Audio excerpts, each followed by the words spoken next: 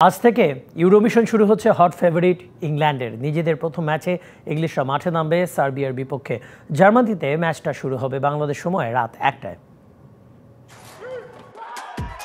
ইউরোর squad ঘোষণার সময় সবচেয়ে বেশি সমস্যায় পড়েছিল England. Marcus Rashford, Jack Grealish, Reece James, Raheem Sterling, Ben চিলওয়েলদের মতো সুপারস্টারদেরও জায়গা দিতে পারেননি কোচ গ্যারেথ সাউথগেট। বোঝাই যাচ্ছে কতটা শক্তিশালী ইংলিশদের ইউরো স্কোয়াড। প্রতিটা পজিশনে ইংল্যান্ডে আছে 2 থেকে 3 জন করে ওয়ার্ল্ড ক্লাস ফুটবলার। তবে বাংলায় যে প্রবাদ আছে, অধিক সন্ন্যাসীতে গাজন নষ্ট, তার পারফেক্ট উদাহরণ হতে পারে এই ইংলিশ টিম। এমন হেভিওয়েট স্কোয়াড নিয়েও শেষ 5 ম্যাচের মাত্র একটাতে জিতেছে থ্রি লায়ন্সরা, হেরেছে মেসিডোনিয়া আর আইসল্যান্ডের সাথেও।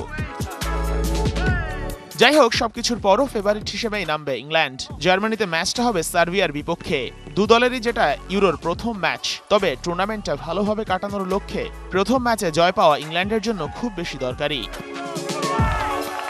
সার্বিয়া টিমের অবস্থা সাম্প্রতিক ভালো যাচ্ছে না। যদিও সবশেষ ফ্রেন্ডলি ম্যাচে সুইজারল্যান্ডের বিপক্ষে 3-0 গোলের জয়ে আত্মবিশ্বাস জুগিয়েছে সার্বরা। শক্তির বিচারে ইংল্যান্ডের চেয়ে পিছিয়ে থাকায় স্ট্র্যাটেজিতে ইংলিশ বধের নকশা আঁকবে সার্বরা।